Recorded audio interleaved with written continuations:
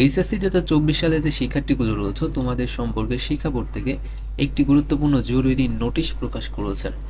নোটিশটি মূলত হচ্ছে তোমাদের একাডেমিক ট্রান্সক্রিপ্ট কত তারিখে দেওয়া হবে।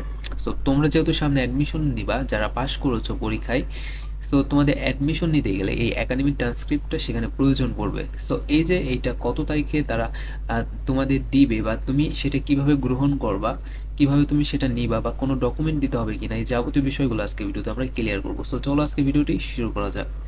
তো এইখানে যে নোটিশটি প্রকাশ করেছেন সেটা দেখলে তুমি যাবতীয় বিষয়গুলো ক্লিয়ার হয়ে যাবে, ঠিক আছে।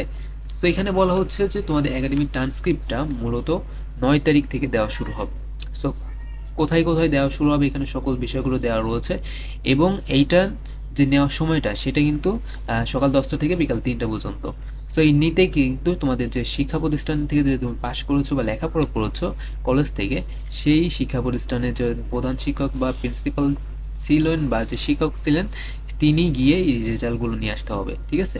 সো এবং এখানে আরো একটি বিষয় শিক্ষার্থীদের জানা উচিত, সেটা হচ্ছে তুমি এইটা 7 দিন তোমার হাতে সময় থাকবে, ঠিক আছে। এই 7 দিনের মধ্যে যদি একাডেমিক ট্রান্সক্রিপ্টে কোনো ভুল থাকে, ঠিক আছে, অর্থাৎ তোমার বাবার নাম, মায়ের নাম বা তোমার রেজাল্টের কোনো মার্ক, অর্থাৎ তুমি যেটা অনলাইনে রেজাল্ট দেখেছিলে সেই রেজাল্টের সাথে তোমার একাডেমিক ট্রান্সক্রিপ্টের যে ফলাফলটা সেইখানে কোনো মিল নাই, এই যে যাবতীয় সমস্যাগুলো রয়েছে, তোমার নামের ভুল রয়েছে, তোমার বাবার নামের ভুল রয়েছে, এই যত বিষয় রয়েছে সেগুলোতে যদি কোনো সমস্যা থাকে, তাহলে তুমি রেজাল্ট পাওয়ার পরে, একাডেমিক ট্রান্সক্রিপ্টটা হাতে পাওয়ার পরে তুমি 11 অর্থাৎ তুমি 12-13 তারিখের মধ্যে শিক্ষা প্রতিষ্ঠানে যোগাযোগ করলে সেখানে তুমি পেয়ে যাবা, ঠিক আছে।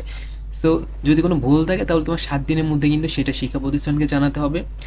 শিক্ষা প্রতিষ্ঠান সেটা উচ্চ মাধ্যমিক পরীক্ষা শাখায় সেটা পাঠাবে, এরপর সেটা সংশোধন করে দেওয়া হবে। সো এটা কিন্তু তোমার অ্যাডমিশনের ক্ষেত্রে খুবই গুরুত্বপূর্ণ, এবং অ্যাডমিশন নিতে গেলে এটা কিন্তু তোমার লাগবে। সো আশা করি বিষয়গুলো ক্লিয়ার হয়েছে। সো ভিডিওটি এই পর্যন্তই। ভালো লাগলে অবশ্যই ভিডিওতে লাইক করে দেবো এবং পরবর্তী আপডেটগুলো পেতে অবশ্যই চ্যানেলটিকে সাবস্ক্রাইব করে রাখো। ভালো থাকো সবাই। আল্লাহ হাফেজ।